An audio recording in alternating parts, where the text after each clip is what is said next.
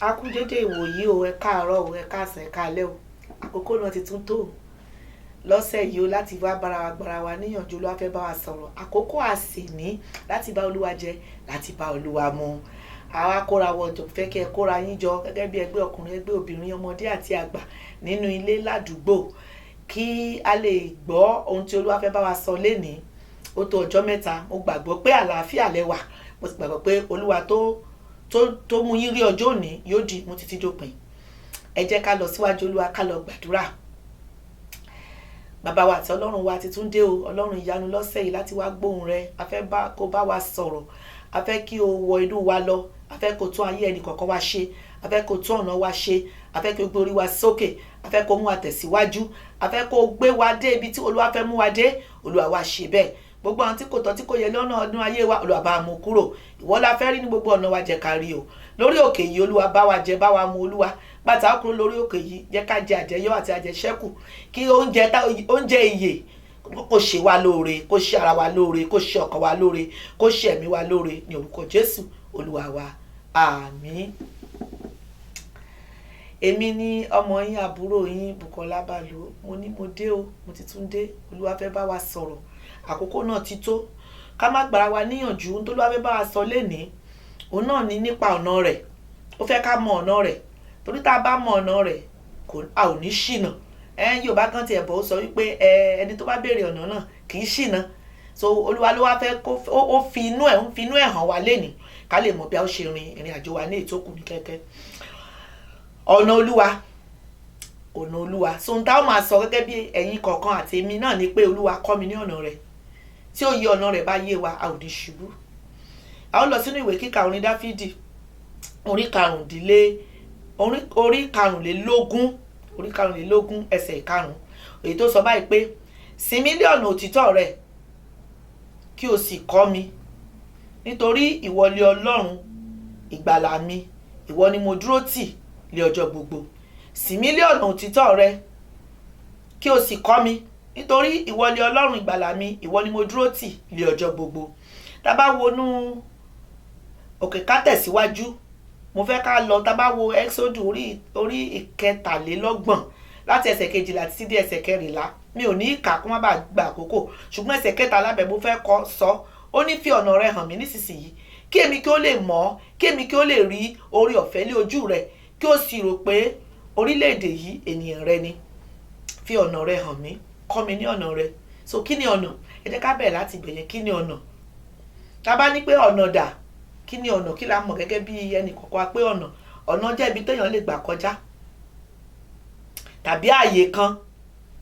A lè pe ọ̀nà ní bí òpópónà, a lè pe bóyá bí èèyàn fẹ́ rìnrìn àjò, ìtọ́sọ́nà ìrìn àjò èèyàn, ọ̀nà náà ni. Kí ni ká wá sọ? Olúwa ń bá wa sọ̀rọ̀ pé ọ̀nà, ó fẹ́ fi ọ̀nà Olúwa hàn wá, ọ̀nà rẹ̀ ó fẹ́ fi hàn wá. So kí ni ọ̀nà Olúwa? Ọ̀nà lásán yẹn, kí ni ọ̀nà Olúwa? Tá bá wo ọ̀nà Olúwa, a máa rí ọ̀nà Olúwa nínú iṣẹ́ rẹ̀. Àwọn iṣẹ́ tó Olúwa ṣe lórí ẹ, lórí mi, lórí ẹnì kọ̀ọ̀kan wá ní gbogbo àgbáyé. Àwọn èyí tó ti ṣe fáwọn bàbá wa, èyí tá a fetí gbọ́, èyí tá a fojú rí, èyí tá a gbọ́ nínú ìwàásù, tá a gbọ́ nínú ìpàdé kéékèèké.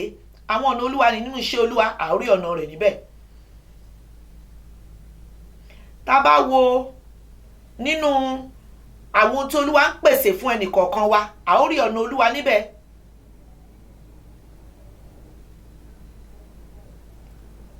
Tá bá wo ìgbé ayé ti ìgbàgbọ́ nínú Jésù Kristi nípa títẹ̀lé àpẹẹrẹ rẹ̀, ọ̀nà náà nìyẹn. Ìgbé ayé ti ìgbàgbọ́ ẹnì kọ̀ọ̀kan wa nínú Kristi nípa títẹ̀lé àpẹẹrẹ rẹ̀, ọ̀nà náà nìyẹn. Ìwé mọ́ fi yé wa pé Jésù Kristi ní ọ̀nà náà. Mi ò sọ pé ọ̀nà.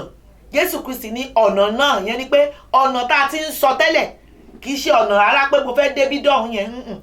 Ọ̀nà náà kì í ṣe ọ̀nà. Tá bá wo níwèé Jòhánù orí 4 ẹsẹ̀ 6. Ó ní èmi ní ọ̀nà, òtítọ́ àti ìyè. Ká tó lè mọ tó ń jẹ́, ká tó lè mọ ọ̀nà Olúwa, a ní láti mọ Olúwa. Láti mọ Olúwa sì ní, a ní láti mọ ọ̀nà rẹ̀ náà. Tá bá sọ̀rọ̀ nípa iṣẹ́ Olúwa, à ń sọ̀rọ̀ nípa ìmọ̀ ohun tí Olúwa ń ṣe, àwọn ohun tí Olúwa ń ṣe ní ọ̀nà gbogbo ní àyíká àti àyídà wa. À ń sọ̀rọ̀ nípa iṣẹ́ rẹ̀.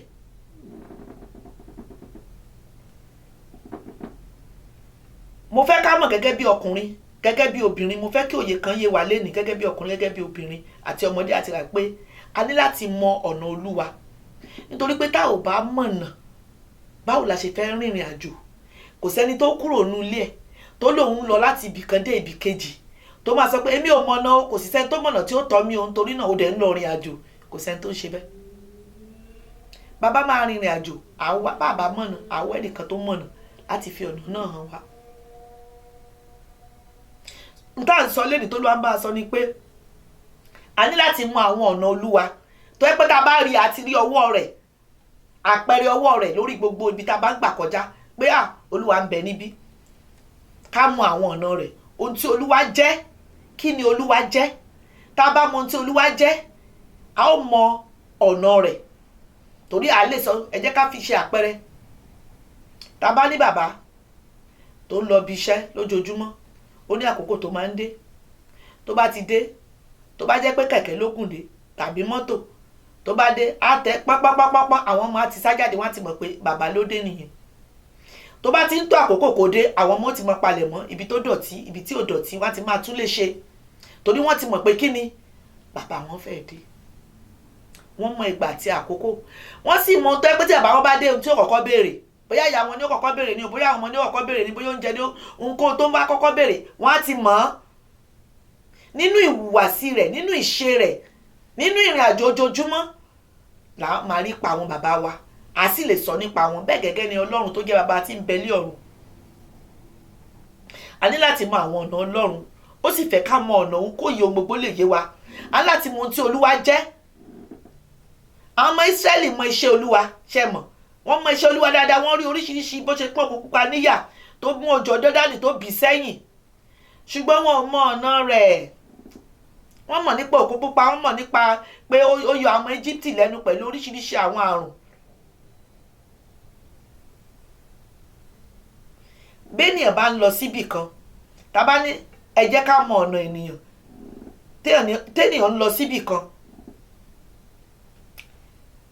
a ti mọ̀ pé ìrìn àjò ló fẹ́ rìn. Bí a bá fẹ́ rìnrìn àjò, a ti mọ̀ pé ó fẹ́ rìnrìn àjò ni. A ti máa múra lẹ̀. Báwo ló ń ṣe fẹ́ rìn? Ọ̀nà wo lòun fẹ́ gbà?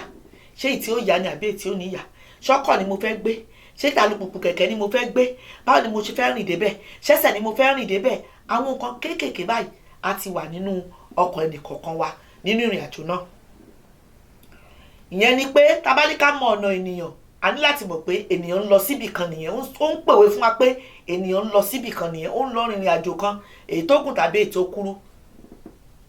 Olúwa fún wa ní ìtọ́ni kan gẹ́gẹ́ bí afinimọ̀nà. Ọ̀nà wà nínú ọ̀rọ̀ Olúwa. Bàbá gbé ọ̀rọ̀ Olúwa tá bá bẹ̀rẹ̀ sí kà, àwọn ohun tó jẹ́ bí àdìtú nínú ayé ẹnìkankan wa òye ó máa yé wa. A ó máa mọ̀ bá ó ṣe rìn. Bàbá gbé ọ̀rọ̀ Ọlọ́run tá bẹ̀rẹ̀ sí ka Bíbélì báyìí, àwọn ohun tó dàbẹ́ ni pé kò yé wa, àbẹ́ tó dàbí pé dojúrú, ìmọ́lẹ̀ ó máa tàn nínú ọ̀rọ̀ náà. Òye gbogbo ó yé wa, a ó mọ̀ bá ó ṣe rìn àti bá ó ṣe ní rìn. Nítorí náà nínú ọ̀rọ̀ Ọlọ́run ọ̀nà wà níbẹ̀.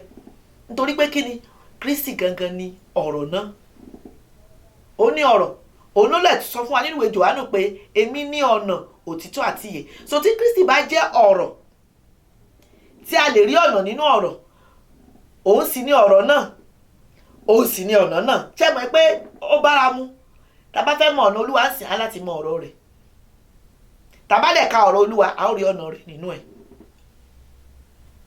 Mo lérò pé òye ohun tí mo sì ń sọ ó yé wa lọ díẹ̀díẹ̀. Ok, ẹ jẹ́ á tẹ̀síwájú. Ọlọ́run òun ni afinimọ̀nà.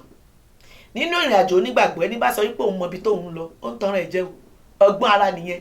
Ìwé mọ́ sì fi hàn wípé ẹ̀ṣẹ̀ ni. Ẹni tó bá gbẹ́kẹ̀lé agbára rẹ̀, ẹ̀ṣẹ̀ ni. Ìwé mọ́ ti fi hàn wípé ìgbé nífẹ̀ẹ́ni tó fèèyàn kan ṣe ìgbẹ́kẹ̀lé ara rẹ̀. Bí wọ́n bá ní mo mọ̀ èmi ní àfẹ́mí yóò kùnú, yóò bọ̀ sínú kòtò. Nítorí náà òun ni afinimọ̀nà wa. Mo fẹ́ kó yé wa pé òun ni Ọlọ́run tó ń finimọ̀nà. Bí wọ́n bá wa mọ́tò, àwọn mọ́tò òde òní, àwọn afinimọ̀nà, àwọn ẹ̀rọ afinimọ̀nà wà nínú ibẹ̀. Ṣùgbọ́n nínú ẹ̀rọ afinimọ̀nà yẹn wọ́n ń ju ní sínú kòtò. wọ́n á lọ ju ni sínú gbẹ́, ẹlòmíì á máa tẹ̀lé títí títí á bá rẹ̀ níbi tí ò yẹ kò ní sọ́nà mọ́ torí pé ẹlẹ́ran ara ló ṣe. ṣùgbọ́n Kristi ti ṣàfinimọ̀nà, kò sí bó ṣe lè mú ìwọ tàbí èmi máa lọ ká sọ pé a ó kùnà ọ̀nà náà, a ò lè ṣe ọ̀nà, nítorí pé kí ni òun gángan lọ́nà, òun ní kọ́kọ́rọ́ sẹ́nu ọ̀nà gbogbo, òun ní ojú ọ̀nà tá a fẹ́ bá gbà, òun ní òpópónà wa, òun ní sísùn, òun ní jíjí wa, òun ní jíjẹ àti mímu wa. Kí la máa sọ pé àwa tá ò rí nínú Kristi? Òun ní ohun gbogbo, ní ohun gbogbo fún wa. Mo sọ lẹ́ẹ̀kan pé aláti mọ ọ̀rọ̀ Ọlọ́run kí a tó lè gbàgbọ́. Bí àbá ló ń gbàgbọ́ gbẹ́kẹ̀lé Olúwa, ó ti mọ ọ̀rọ̀ ẹ̀ ní. Èèyàn dédé gbẹ́kẹ̀lé Olúwa láì tí mò ń tó fẹ́ ṣe fún ni. Bí n bá lọ́rẹ́ kan sí tí mò ń bá ti mọ́ ọ̀rẹ́ yẹn mo fẹ́ rìn kò sí mo gbẹ́kẹ̀ kò sí kò lè dà mí, ó ti ní tẹ́tí, ó níbi tẹ́tí rìn dé. Nítorí náà ìrìn àjò àwa pẹ̀lú Ọlọ́run, ìbárẹ́pọ̀ wa ó ṣe pàtàkì. Tá bá fẹ́ mọ ọ̀nà Olúwa, a gbọ́dọ̀ ní àkókò fún Olúwa. Tá bá fẹ́ mọ ọ̀nà Olúwa, a gbọ́dọ̀ máa ka ọ̀rọ̀ rẹ̀. Tá bá fẹ́ mọ ọ̀nà Olúwa, a gbọ́dọ̀ máa gbóhùn sí àṣẹ ọ̀rọ̀ rẹ̀. Ọ̀pọ̀lọpọ̀ àwọn ajẹ́rìí nínú ìwé mímọ́, àwọn àgbà ti ìgbàanì nínú ìwé mímọ́ ni wọ́n ti gba ọ̀nà ìgbàgbọ́ kọjá ṣáájú wa, ṣáájú àkókò yìí pàápàá, èyí tó ń tọ́ wa sí ọ̀nà ọ̀run. Ìgbàgbọ́ wa àti ìgboyà wa ó ń lágbára sí nítorí pé lójoojúmọ́ nínú Kristi, nítorí pé Ọlọ́run ti ká lára rẹ̀ ní ọ̀nà. Fún àpẹẹrẹ, ẹni tó bá bá Ọlọ́run rìn, ọ̀rọ̀ rẹ̀ nínú ìṣe rẹ̀, nínú àwọn ohun rẹ̀, èyí tí à ń gbọ́ àti èyí tí à ń kà, èyí tí òye rẹ̀ sì ń yé wa lójoojúmọ́, tá a bá rí i pé òun ló ń mú wa lọ, kò sí wàhálà fún wa, ó máa mú wa débi tó, ó máa mú wa délé, a ò lè sọnù. Sọ wá láti mọ̀ pé ìgboyà wa àti agbára wa ó ṣe kókó nínú ọ̀rọ̀ Ọlọ́run. Nínú ọ̀rọ̀ Ọlọ́run la ti ń gba ìgboyà, nínú ọ̀rọ̀ Ọlọ́run la ti ń gba agbára, nínú ọ̀rọ̀ Ọlọ́run ni ó ti ń dìwà mú tó sì ń tọ́ wa sí ọ̀nà. Ẹni bá tẹ̀lé òfin rẹ̀, tó tẹ̀lé àṣẹ rẹ̀, ó di dandan kó mọ ọ̀nà náà, òye ayé, kò ní kùnà, kò ní rìn nínú òkùnkùn, yóò máa rìn nínú ìmọ́lẹ̀. Wàhálà àti ìdààmú Olúwa yóò sì máa mú láti borí gbogbo àwọn ìṣòro ètò bá wà lójú ọ̀nà náà. Nítorí náà mo ń sọ̀rọ̀, kí ni mo ń sọ? Mo ń sọ̀rọ̀ ní pé tá bá fẹ́ bá mọ ọ̀nà Ọlọ́run, aláti bá Olúwa rìn náà. Bíbá Ọlọ́run rìn, òun ló ń tọ́ka wa sí ọ̀run. Ó ní òun ní ọ̀nà. Tó bá jẹ́ òun ní ọ̀nà tá a sì gbàgbọ́ ní Olúwa tí olùgbàlà, tí mo gbàgbọ́ tí wọn náà gbàgbọ́, tá a sì ń fetí sí ọ̀rọ̀ rẹ̀, tá a sì ń ka ọ̀rọ̀ rẹ̀, tá a sì ń tẹ̀lé àṣẹ rẹ̀ lójoojúmọ́, tá a sì ń ṣe ohun tó fẹ́ ká ṣe nínú ọ̀nà yìí, bó ti ń mú wa lọ nínú ọ̀nà náà. Ó ní òun ní ọ̀nà, òun tún ní òtítọ́. Kí ni òtítọ́? Ọ̀rọ̀ Ọlọ́run ní òtítọ́. Nígbà tá a bá ti ń tẹ̀lé ọ̀nà tí ṣe Kristi fún rẹ̀, lórí òtítọ́ la ó máa rìn.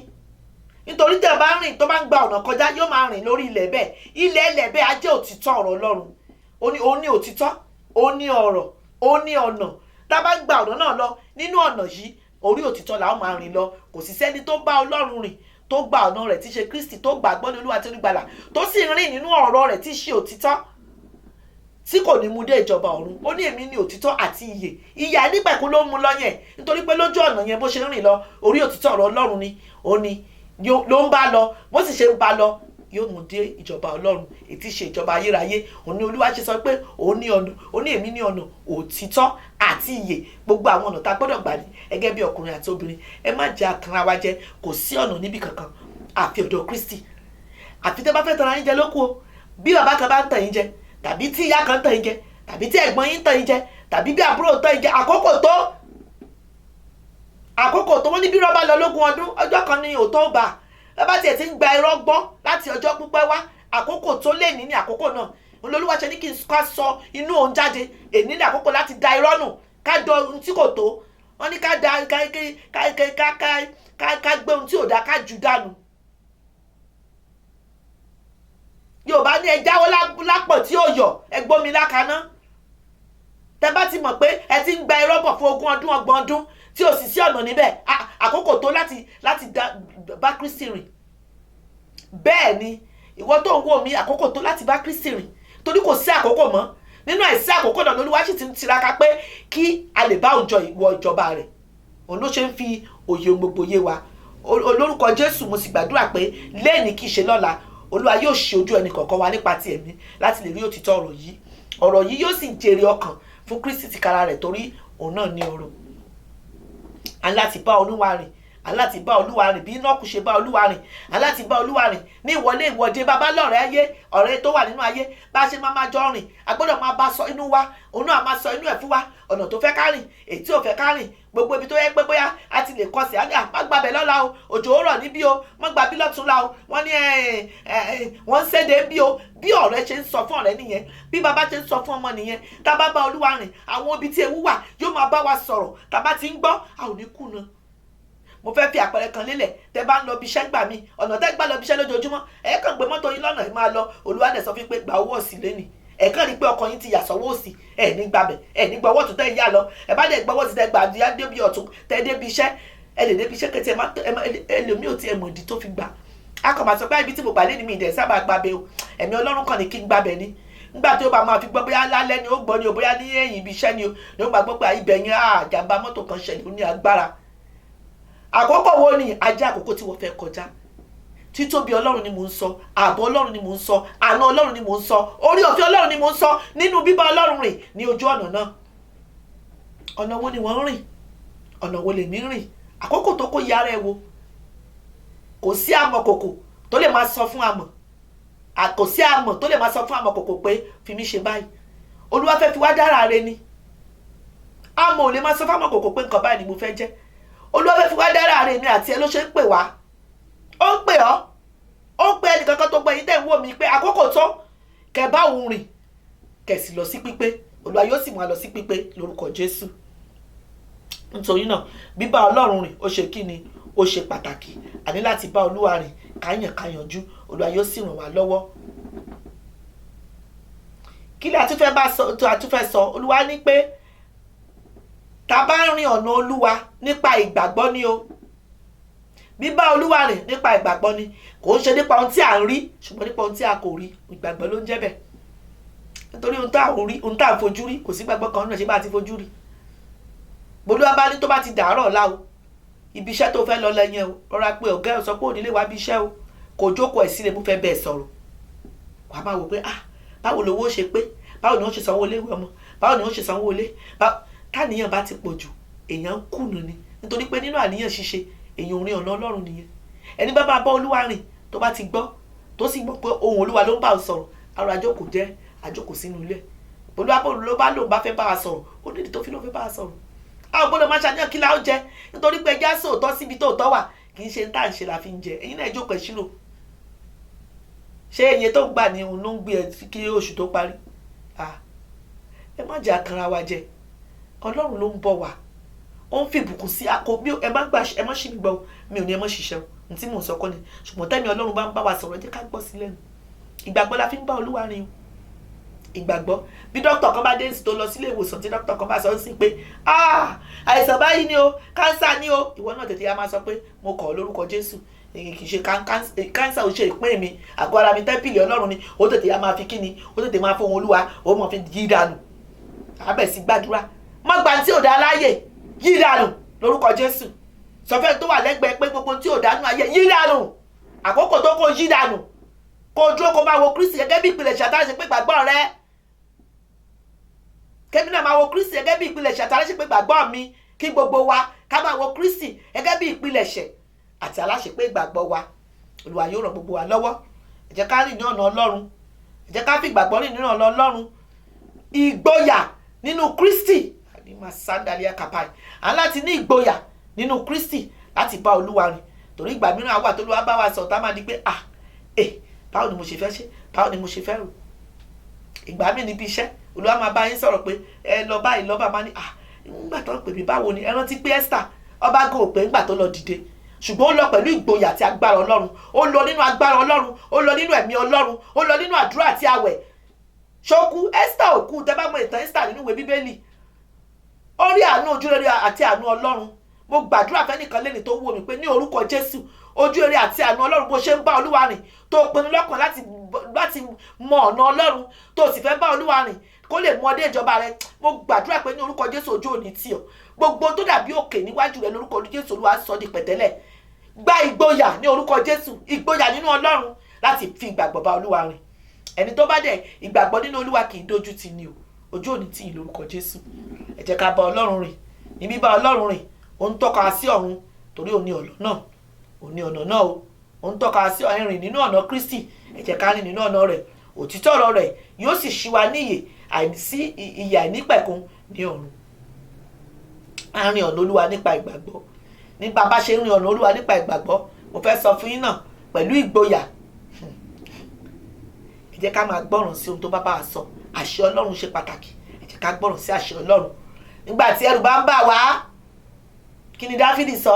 Ó nígbà tí ẹ̀rù bá ń bà mí, lèmi ó sì máa ti gbẹ́kẹ̀lé o. Àkókò ẹ̀rù lè wá o, mi ò sọ pé ẹ̀rù ò ní sí, ṣùgbọ́n Olúwa ti fún wa ní agbára láti borí ẹ̀rù. Ó fún wa ní agbára láti borí ẹ̀rù. Nígbà tí ẹ̀rù bá ń bà nípa ohun tí a rí àbí ohun tí a kò rí, èyí tó dúró dè wá níwájú, ẹ jẹ́ ká fi ìgbàgbọ́ bá Olúwa rìn wípé ohun tí mo fi lé lọ́wọ́ ni ó lè pamọ́ títí dópin. Ẹni tó gbà ọ́ là kúrò nínú ìparun, tó gba ojú rẹ kúrò lọ́wọ́ omijé, ó gba ẹsẹ̀ rẹ kúrò lọ́wọ́ ìṣubú, ó gba ọkàn rẹ kúrò lọ́wọ́ ìparun. Kí ló dé tí òfin ní gbà ẹ́ lọ́wọ́ àwọn tó ń ṣàníyàn lé lórí? Ọlọ́run wa ló ń jẹ́ bẹ́ẹ̀. Alágbára gíga ni, arẹwà, Ọlọ́run tó tóbi, ọmọ aládé wúrà. Ó ní mò ń sọ̀rọ̀ pé ó ní kí ni? A láti mọ ọ̀nà ohun Olúwa. A láti mọ ọ̀nà Olúwa. Ó lágbára lórí ohun gbogbo. Arẹwà tó ju arẹwà lọ, ọlọ́lá tó ju ọlọ́lá lọ, ní Jésù bàbá mi àgbà. Ṣóun náà ni ọpẹ́ àti ìyìn. Mo ní arẹwà tó ju arẹwà lọ, ọlọ́lá tó ju ọlọ́lá lọ, ní Jésù bàbá mi àgbà. Ṣóun náà ni ọpẹ́ àti ìyìn. Arẹwà tó ju arẹwà lọ ni. Tá bá ní ká máa sọ̀rọ̀ nípa ọ̀nà Olúwa, a ò lè sán tán. Ṣùgbọ́n kókó tó fi mú ọ̀nà náà wá ni pé ó fẹ́ ká padà sẹ́sẹ̀ àárọ̀ ká wá bá òun ká lè mú kóun lè mú àjọba. Kókó bẹ̀ náà nìyẹn. Torí tá a bá padà sọ́dọ̀ ẹ̀ tá a ń rìn ní ọ̀nà rẹ̀, yóò mú wa dé ọ̀dọ̀ rẹ̀ láti lọ sinmi. Nítorí náà ohun tí mò ń sọ ni pé ẹ jẹ́ á jọ̀wọ́ ohun gbogbo fún Ọlọ́run. Àkókò ti tó. Kí ni mo sọ? Àkókò ti tó. Ó ta àkókò Jésù wá jọba. Nínú ọkàn rẹ ni o. Ó ta àkókò Jésù wá jọba. Ó ta àkókò Jésù wá jọba. Olúwa jẹ́ kí ìjọba rẹ kó sọ̀kalẹ̀ sínú ọkàn rẹ, sínú ọkàn mi, sínú ọkàn gbogbo ẹ̀yin tẹ́ ń wò mí. Àkókò ti tó kẹ́ jẹ́ kí ìjọba Kristi kó sọ̀kalẹ̀ sínú ọkàn wa. Ẹ jọ̀wọ́ gbogbo fún Ọlọ́run. Gbogbo àwọn òrìṣà ọkàn wa, ẹ jẹ́ ká jù dànù. Ẹlòmíà ní òrìṣà wo ló tún wà lọ́kàn? Ìbínú òrìṣà ni. Ojú kòkòrò òrìṣà ni. Àìgbọràn òrìṣà ni. Àgbèrè òrìṣà ni. Ìwà ẹ̀rí òrìṣà ni. Ẹ jẹ́ ká gbẹ́kẹ̀lé Ọlọ́run. Ẹ jẹ́ ká ṣe ìfẹ́ Ọlọ́run kí a sì gbọ́ràn sí àṣẹ rẹ̀. Bó bá ṣe mú wa lọ, ẹ má jẹ́ á sáré ju Ọlọ́run lọ. Ọ̀pọ̀lọpọ̀ nínú wa gẹ́gẹ́ bí onígbàgbọ́ pàápàá ó ń sáré ju Ọlọ́run lọ. Olúwa ní ìrìn àjò yá ọjà máa lọ o. Olúwa ti dìímú, ọ̀run ló dìímú o tó, ọ̀run ló tì lẹ́yìn o. Ó ní igi lẹ́yìn ọgbà mi, igi lẹ́yìn. Kristi ní igi lẹ́yìn ọgbà ó mú lọ o. Abádébì kan yóò bá tún sáré kọjá ẹ̀. Olúwa máa ní ẹgbà mi, ẹni tí mò ń mú lọ ti ṣá. Ṣò wá mọ̀nà ni. Abá tún fà ẹ́ padà nínú àánú àtòrí ọ̀fẹ́ Ọlọ́run nìyẹn. Ẹ má jẹ́ á sáré ju Ọlọ́run lọ. Ìkìlọ̀ ńlá nìyẹn. Ẹ má jẹ́ ká ṣe kíni? Ẹ má jẹ́ ká sáré ju Ọlọ́run lọ. Ẹ jẹ́ ká bá Ọlọ́run rìn ní pípé ọkàn wa, odindi ọkàn. Kì í ṣe ẹsẹ̀ kan ilé, ẹsẹ̀ kan ìta. Kì í ṣe pé mo wà lọ́hùn. Kì í ṣe pé mo ń lọ síbí, mo ń lọ sọ́hùn. Mú mi lọ sókè, mú mi lọ sísàlẹ̀. Jésù wà bí Jésù wà lọ́hùn. Ẹ jẹ́ kọ́kọ́ wa kó balẹ̀ nínú Kristi. Ẹ bá Ọlọ́run rìn. Ẹ jẹ́ kó Ọlọ́run kó máa ṣáájú wa láti tọ́ wa. Ẹ má ṣe sáré ju Ọlọ́run lọ. Ìwàsí àti ìgbésẹ̀ wa ó ṣe pàtàkì. Ẹ rántí pé gbàtà àwọn Ísírẹ́lì fẹ́ la odò Jọ́dánì kọjá tí wọ́n ń lọ. Kí ni wọ́n sọ? Wọ́n ní kó fi àyè sílẹ̀ lọ́rọ̀ àwọn tó gbé àpótí ẹ̀rí. Káàyè kan fi àyè sílẹ̀. Kẹ́ má bàa sáré kọjá Ọlọ́run. Kẹ́ má bàa kọlù. Kẹ́ lè rí iṣẹ́ àmì àti iṣẹ́ ìyanu tó fẹ́ ṣe. Gbogbo àwọn ìdí ó pọ̀ tó lọ́ fi ká má fi àyè sílẹ̀. Èmi ò ní kẹ́ wá wà lẹ́yìn nígbà tó lọ́ bá mú lọ, kẹ́ wá wà lẹ́yìn títí tó yẹ pé Olúwa gan yóò ti débi tó ń lọ. Ẹ ṣì wà lọ́nà. Ẹ gbọ́dọ̀ wà níbi tí Kristi wà. Tàbárí àwọn tí kò tí ì sí níbẹ̀, Olúwa yóò mú yín débẹ̀. Kò sẹ́rù nínú Kristi. Kò sí kíni ẹ̀rù nínú Kristi. Ẹ jẹ́ ká gbẹ́kẹ̀lé ká sì mọ̀ pé ohun tó ti ṣèlérí yóò mú ìlérí rẹ̀ ṣẹ. Ohun tẹ́ ẹ fi pamọ́ lé ọlọ́ Kristi yóò pamọ́ títí dòpin lórúkọ Jésù. ẹ jẹ́ ká wà ní ìbámu pẹ̀lú ìfẹ́ Ọlọ́run. Àwọn ìfẹ́ ní tí a fi lè fi hàn pé a fẹ́ràn Ọlọ́run òun náà ni pé ká ṣe ìfẹ́ rẹ̀. Ẹ jẹ́ ká bá ń wá ọ̀nà Ọlọ́run tó bá ti ń mú wa rìn lọ nínú ọ̀nà náà tá a ti gbà ní Olúwa àti Olùgbàlà, ẹ jẹ́ kí ṣe kí ni, ẹ jẹ́ ká wà ní ìbámu pẹ̀lú ọ̀rọ̀ rẹ̀, pẹ̀lú ìfẹ́ rẹ̀. Ẹ jẹ́ ká tẹ̀lé ìfẹ́ Ọlọ́run tó wu Ọlọ́run. Ẹ jẹ́ ká tẹ̀lé ìfẹ́ rẹ̀ bí àgùntàn, bí àgùntàn. Ẹ mọ̀ báwọn àgùntàn ṣe máa ń lọ, tágùntàn bá kọjá gbogbo wọn ṣe chọ́ wọ́n máa dà lọ ni, wọ́n máa dà lọ ni. Tolúwa bá ti ní ó yá ẹja ṣe ṣọ́ṣọ́ṣọ́ tẹ́lẹ̀ lẹ́yìn torí pé kí ni kò yé wa kò tó. Òun ní Ọlọ́run gbogbo ẹran ara, òun ní parí ọgbọ́n. Sọ ọgbọ́n wo lo fẹ́ ní, ọgbọ́n wo ni mo fẹ́ ní tí mo fẹ́ gbé sókè tí mo fẹ́ sọ pé báyìí ni kò sẹ́ àjẹ́ bákan níwájú Olúwa, erùpẹ̀ lásán ni wá. Tó bá fún wa lórí ọ̀fẹ́ pọ̀ ń fẹ́ bá wa rìnrìn àjò, pọ̀ wọ́n á mú wa dé ilé láyé àtàlàfíà, ẹ jẹ́ ká tètè tẹ̀lé lẹ́yìn. Àkókò ń lọ àkókò ń lọ, ọjọ́ ò ṣe é so lókun. Ẹ jẹ́ ká dúró gírí ká tètè ṣe ìpinnu ọkàn wa lẹ́ni pé Olúwa mo fẹ́ mọ ọ̀nà rẹ̀, kọ́ mi ní ọ̀nà rẹ̀ kí n lè bá ọ̀rìn títí dópin. Jẹ́ kí ìmọ́lẹ̀ ọ̀rọ̀ rẹ̀ kó mọ́lẹ̀. Ìwé mímọ́ sọ fún wa pé tá a bá ṣe ka ọ̀rọ̀ Ọlọ́run jẹ́ ìmọ́lẹ̀ nínú wa tó ń tan ìmọ́lẹ̀. Ọ̀rọ̀ Ọlọ́run sì ń wẹ̀ wá mọ́ lójoojúmọ́. Nítorí kí ni òun náà ní ọ̀rọ̀, òun ló ń wẹ̀ wá mọ́ lójoojúmọ́ kúrò nínú rẹ̀ ẹ̀ṣẹ̀ wa. Ẹ jẹ́ ká rìn nínú ẹ̀mí Olúwa. Lọ́nà wo la fi lè rìn nínú ẹ̀mí Olúwa? Ẹ fi ohun gbogbo sínú àdúrà fún Olúwa. Ẹ má ṣe jẹ́ kí a di Ọlọ́run lọ́wọ́ nípa ìwà àti ìṣe wa àti ẹ̀ṣẹ̀ wa. Ẹ jẹ́ ká ní àkókò fún Ọlọ́run nípa wíwà níwájú rẹ̀, nínú kíka ọ̀rọ̀ rẹ̀, àti orin ìyìn àti ọpẹ́, Ẹ jẹ́ ká kọ́ bí a ti sọ bẹ́ẹ̀ ni fún Ọlọ́run, pàápàá nígbà tó bá pè wá. Ọ̀pọ̀lọpọ̀ sí ni Olúwa pè, ṣùgbọ́n díẹ̀ láyọ̀. Ọ̀pọ̀lọpọ̀ ló pè, ṣùgbọ́n díẹ̀ láyọ̀. Tó bá pè ọ́ tó sì yàn, tètè di aṣọ rẹ̀ lámùrè kó mọ̀ ṣe kí ni, ká máa sá tẹ̀lé lẹ́yìn bí àgùntàn tó tọ́. Olúwa yóò mú wa délé o, a ò ní kú sọ́nà bí èéfín olórúkọ Jésù. Jẹ́ ká ní àkókò fún Ọlọ́run nípa wíwà níwájú rẹ̀, nínú kíka ọ̀rọ̀ Ọlọ́run àti orin ìyìn àti ọpẹ́. Kì í ṣe pẹ̀lú gbogbo ọkàn wa ní pé erùpẹ̀ lásán tó wá ṣe lógo. A gbọ́dọ̀ gbéraga níwájú Olúwa. Ṣé òye ọ̀rọ̀ tí Olúwa ń bá wa sọ ṣó ń yé wa báyìí? Jẹ́ ká rí ara wa sílẹ̀ níwájú Olúwa. Jẹ́ ká ní ìbẹ̀rù Ọlọ́run. Jẹ́ ká mọ̀ pé òun ní ọ̀nà ló mú wa lọ. Òye ohunkóhun kò yé wa, a ò mọ ohunkóhun. Béèyàn bá jí láàárọ̀, ẹ̀bùn ọjọ́ tuntun ni. Ọlọ́run nìkan ló ti, gẹ́gẹ́ bí Alpha àti Omega, ó nìkan ló ti ní ọjọ́ yẹn kọjá. Tó bá ní gbà ọ̀tún gbà òsì, ẹ má jẹ́ ká bá jiyàn. Gbogbo bí ìwọ tó ń wò mí, gbogbo bí tó ti ń bá Olúwa jiyàn. Ẹ jẹ́ ká ju gbogbo ẹ̀ sílẹ̀ fún Ọlọ́run pé Olúwa mo jọ̀wọ́ gbogbo ẹ̀ pátápátá fún ọ. Má darí ayé mi, ibi tó bá wù ẹ́ má darí ẹ̀ lọ. Torí mo mọ̀ pé kíni, ibikíbi tó bá darí mi sí ó mú mi délé ni. Ẹ mọ̀ béèyàn bá wa mọ́tò téèyàn ń lọ rìn àjò, tẹ́nìkan tú ọkọ̀ tó wá díjú tó sùn tó họrun. Ṣé mọ̀ pé ọkàn ẹ balẹ̀ ni pé eléyìí kò lè wà mí síbi tí ò da. Olúwa yóò mú adé èbúté tó yanjú lórúkọ Jésù. Ká ní àkókò fún Ọlọ́run. Ẹ jẹ́ ká kọ́ bí a ti sọ bẹ́ẹ̀ ni fún Ọlọ́run. Pàápàá nígbà tí oye ohun tó ń ṣe tí ò bá yé wa, ìgbà mi àní Olúwa ìdánwò báwo ni Olúwa yé òdi èmi ò kò yé mi Olúwa, ṣùgbọ́n ohun rẹ̀ mú láti ṣe, mò ń tẹ̀lé o. A sì máa fi òye yí wa bá a ṣe ń lọ. Olúwa yóò ràn wá lọ́wọ́, yóò máa tan ìmọ́lẹ̀ sí ọ̀nà èmi àti rẹ lórúkọ Jésù. Níwọ̀n ìgbà tá a bá ń tẹ̀lé Kristi, a ò lè ṣe ọ̀nà náà.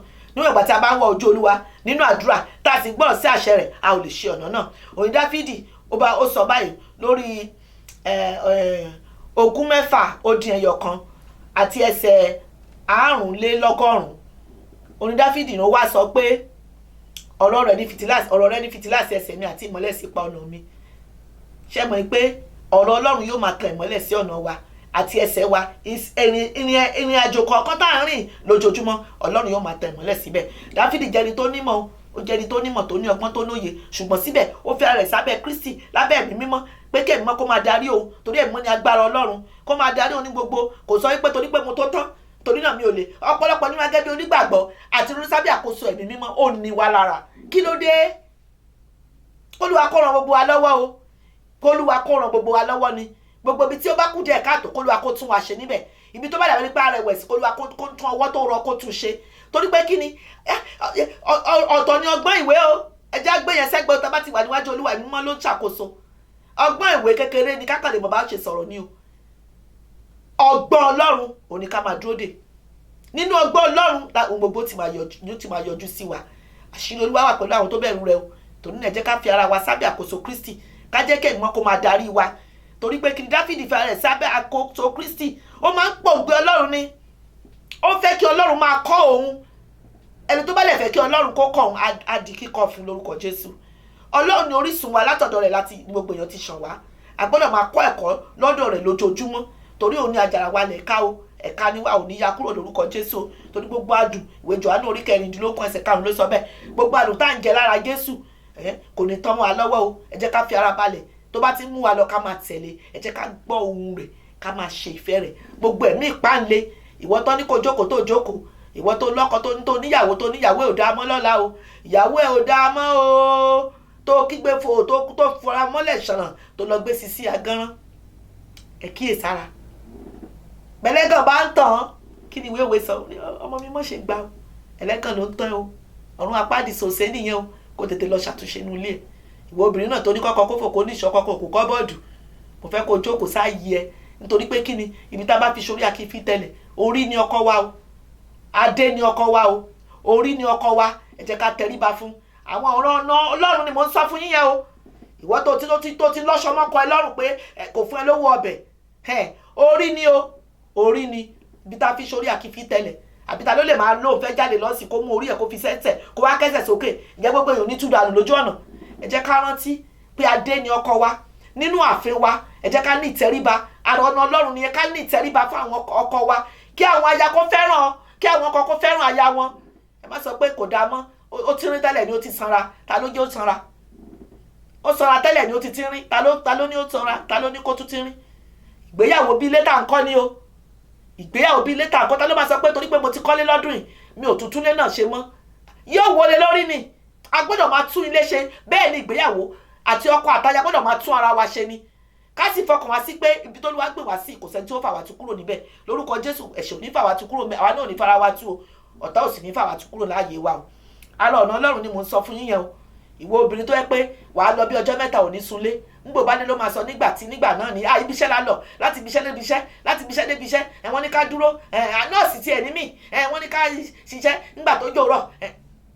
Irọ́. Jákèsí àkókò yìí kì í ṣe àkókò tí ó mọ purọ́, tí ó mọ lánu o. Èní bọ́ lọ́wọ́ mi o, èèmà ní bọ́ lọ́wọ́ rẹ o, ìjọba ọ̀run ìjọba ọ̀run o, èní bọ́ lọ́wọ́ rẹ o, èní bọ́ lọ́wọ́ mi o, èèmà ní bọ́ lọ́wọ́ rẹ o, ìjọba ọ̀run èní bọ́ lọ́wọ́ wa o. Jókòó síbi tó Olúwa fi ẹ́ sí, jókòó síbi tó Olúwa fi ẹ́ sí. Ìwọ ọmọ náà tó láwọn òbí ò dáa mọ́, tó ní kọ́fọ̀ kan nìṣó, Olúwa rí orílẹ̀ mi ń bẹ, kò ní o jáde láti bèbí tó ti mú ẹ jáde nìyẹn. Kúnlẹ̀ lórí ẹ̀kọ́ kó má gbàdúrà ni. Gbogbo nǹkan fi àdúrà, ohun tó dára òun fi àdúrà, ohun tí ò tó kù díẹ̀ káàtó òun fi àdúrà. Ẹ jẹ́ ká kọ́ bá ṣe lọ sórí eékún wa, eékún tó le, láti bá Olúwa sọ̀rọ̀ pé gbogbo ṣùgbọ́n tó wà nínú ayé ọkọ mi, gbogbo ṣùgbọ́n tó wà nínú ayé aya mi, gbogbo ṣùgbọ́n tó wà nínú ayé ọmọ mi, Olúwa bá mi mú kúrò, ẹ̀jẹ̀ ọ̀dọ́ àgùntàn bá mi wẹ̀ dànù. Ẹ jẹ́ ká máa sọ lójoojúmọ́. Ilé ọjọ́ kan ní oṣù tí ilé ọjọ́ kan ó mọ̀, tí ohun gbogbo yóò sì yí padà sí rere. Ẹ̀rí rere l'Olúwa fi sí wa lẹ́nu. Ẹ jẹ́ ká máa tẹ̀síwájú. Àwọn ọ̀nà Olúwa ni mò ń sọ fún yẹn. Ẹ jẹ́ kí a kò lè ṣe ọ̀nà tá a bá ń tẹ̀lé Olúwa, gẹ́gẹ́ bí mo ti sọ síwájú. Mo ní Ọlọ́run ni orísun wa, àtọ̀dọ̀ rẹ̀ ní ohun gbogbo ti wá. Ẹ jẹ́ ká kọ́ bí a ṣe farabalẹ̀ níwájú ẹ̀. Ọlọ́run á máa bá àwọn ènìyàn rẹ̀ rìn ní gbogbo ọ̀nà. Àwọn ọ̀nà tó Olúwa fi ń bá àwọn ènìyàn rẹ̀ rìn ó pọ̀. Nínú àánú àti òtítọ́ ló fi ń bá wa rìn. Torí tá a bá ro ti ẹ̀ṣẹ̀ wa, ọ̀pọ̀lọpọ̀ ò ní sí bímọ lẹ́nu. Ipa ọ̀nà Ọlọ́run àti òtítọ́ ó jẹ́ ọ̀kan náà. Tó bá fẹ́ mọ ipa ọ̀nà Ọlọ́run, tó fẹ́ mọ ọ̀nà rẹ̀, tó sì fẹ́ mọ òtítọ́ rẹ̀, ìkan náà ni o. Jésù ní ọ̀nà, òun ní òtítọ́. Ó ní èmi ti yan ọ̀nà òtítọ́. Ẹ jẹ́ ká yan ọ̀nà òtítọ́ o. Ọ̀nà Kristi ní ọ̀nà òtítọ́. Ẹ jẹ́ ká kúrò nílé ká máa yálé babaláwo, ká máa yálé ògùn, òfò ọjọ́ kejì ọjà, ẹ jẹ́ kúrò ńbẹ̀. Kò sọ́nà ńbẹ̀. Èyí tó ti ṣe fún bí 50 ọdún tí o kúrò ńbẹ̀. Kúrò ńbẹ̀, dúró ti Kristi kó máa wò ó. Dáfídì bí ó tilẹ̀ ń pa mí lọ, síbẹ̀ ni ó máa gbẹ́kẹ̀ mi lé. Ẹ jẹ́ ká jókòó tí kò sí ọ̀nà kan ṣoṣo tó wà níyàn, kò pé méjì. Tó náà ṣe ń pè ní ọ̀nà náà. Ọ̀nà náà, wọ́n ní ọ̀nà lásán, ọ̀nà náà. Olúwa yóò ràn wá lọ́wọ́. Ẹ jẹ́ ká máa a gbọ́dọ̀ máa kọ́ ẹ̀kọ́ nípa Kristi lójoojúmọ́ nínú ọ̀rọ̀ Ọlọ́run. Ẹ jẹ́ ká máa gbàdúrà dáradára nígbà gbogbo, kí òye rẹ̀ kó lè yé wa ohun tó Olúwa fẹ́ ká mọ̀, àti ohun fẹ́ ká ṣe, ìfẹ́ rẹ̀, ọ̀nà tó fẹ́ ká rìn. bá ṣe sá fún ẹ̀ṣẹ̀ àti ohun gbogbo, ohun ìtìjú, ohun ìjákulẹ̀ àti ohun ìkùnà kò ní lọ láìṣẹ. Ohun tí ìwé mímọ́ fi yé wa nìyẹn. Ẹ jẹ́ kí a fi Olúwa ṣe Ọlọ́run ìgbàlà wa. Èyí yóò ràn wá lọ́wọ́ láti wá síwájú rẹ̀ pẹ̀lú ìgboyà fún ìtọ́sọ́nà. Ọlọ́run tó gbà yín là yóò kọ́ wa, yóò sì ṣáájú wa láti tọ́ wa sọ́nà. Ẹ jẹ́ ká kọ́ bí a ti dúró de Olúwa fún ìtọ́sọ́nà. Dáfídì ní èmi dúró èmi dúró de Olúwa, ó sì fetí sí ohùn ẹ̀bẹ̀ mi. Ẹ jẹ́ ká kọ́ bí a ṣe dúró de Olúwa. Kì í pé ká máa dúró de Olúwa kójú máa kán wa wàì. À ń dúró de Olúwa, ojú wa wà níbí, ojú wa wà náà, ojú wa wà lẹ́yìn, ojú wa wà láìkò yẹn. A ò lè gan Ọlọ́run o. Ohunkóhun téèyàn bá fúrúgbìn náà ni ó ká. A ò lè gan Ọlọ́run o. Lè máa wọ̀ tún wò sí mo wájú wẹ̀yìn kó nípò ń bọ́ lọ́run rìn. Ìyẹn kọ́ ni bíbọ́ lọ́run rìn o. Jẹ́ ká bọ́ lọ́run rìn nínú ọkàn pípé Olúwa yóò ràn wá lọ́wọ́. Ẹ jẹ́ ká mọ̀ pé òun ni alákòóso gbogbo ayé, òun sì ni Ọlọ́run gbogbo ẹran ara, ó lágbára lórí ohun gbogbo. Ọlọ́run aláàánú ni, ó lágbára lórí gbogbo ìpọ́njú tá lè máa là kọjá tàbí agbára tó ń dà wá láàmú. Olóhùn ti ṣe wá ní pípé, a ṣe wá ní píkún nínú Kristi, ẹni tí ń ṣe orí gbogbo ìjọba àti agbára. Òun ni Ọlọ́run wa, ojú òní tì wá. Ẹ jẹ́ ká dúró tì. Ó ń bá wa sọ̀rọ̀, ó ń pè mí, ó ń pè wọ́, ó ń pè gbogbo alẹ́ ní o. Mú gbogbo àwọn tí ò tí ní Kristi lólúwa tó lùgbàlà àti àwọn tó ti ní Kristi. Ẹ jẹ́ ká ṣọ́ra, ká dúró dáadáa. Òun ló ṣe jẹ́ kí ọ̀nà òun ó ṣe pàtàkì. Olúwa yóò ràn wá lọ́wọ́ o. Ọlọ́run aláàánú ni, yóò sì ṣàánú fún wa, yóò ṣàánú fún Síónì, yóò ṣàánú fún ọ, yóò ṣàánú fún gbogbo wa lápapọ̀. Látòní lọ jẹ́ ká kọ́ láti máa ní rìn ní ipa ọ̀nà Olúwa. Olóhùn kì yóò fi wá sí, òun kì yóò sì ṣáwàtì. Olúwa yóò wá ṣọ́nà, yóò tọ́ wa, yóò sì tọ́ wa sọ́nà títí a ó fi délé lórúkọ Jésù. Kí ni mò ń sọ ní àkókò yìí? Ohun tí mò ń sọ ni pé ọ̀nà Olúwa ò gbọ́dọ̀ mọ́ ní gbogbo ọ̀nà. Olúwa yóò mú wa délé o. Kí ni ohunkóhun tó wù kó máa là kọjá, ó dúró tì ọ́ gẹ́gẹ́ bí onígbàgbọ́, kò ní fi ọ́ sílẹ̀ o. Má wo ìwọ̀n o, má wo Kristi gẹ́gẹ́ bí ìpilẹ̀ṣẹ̀ àti aláṣepé gbàgbọ́ rẹ̀ ni. Ó ń bẹ lẹ́yìn, ó dúró gbọ̀ngbọ̀n. Jésù ń bẹ lẹ́yìn rẹ̀, ó dúró gbọ̀ngbọ̀n. Ọba tó jí Lásárù, kí lẹ rò pé kò lè ṣe? Ó ń bẹ lẹ́yìn rẹ̀, ó dúró gbọ̀ngbọ̀n. Olúwa yóò mú wa délé o, ojú òní tì wá. Èyí lolúwa ní kí n bá ọ sọ, náà ló ń bá gbogbo wa sọ léni o. Oúnjẹ ayọ̀ ni, oúnjẹ ìyè ni. Mo gbàdúrà léni pé oúnjẹ tó wá fún wa tá a jọ jẹ pẹ̀lú èyí o lórí tábìlì ọba àwọn ọba, pé oúnjẹ náà yóò dàpọ̀ mọ́ ìgbàgbọ́ wa, yóò mú wa sanra, yóò ṣara wa lóore. Nígbà tá a wọ̀ tún tá a wò sí, a ó bá Kristi jọba. Ojú òní tì wá, àníkú sọ́nà bí èéfín o. Olúwa yóò mú wa délé. Ẹ múra sílẹ̀, Kristi ń bọ̀, yóò mú wa délé lórúkọ Jésù. Àmín. Ìpàdé ayọ̀ níwòye ọ̀sẹ̀ tó ń bọ̀. A ó ríra lálàáfíà. Ó dàbọ̀.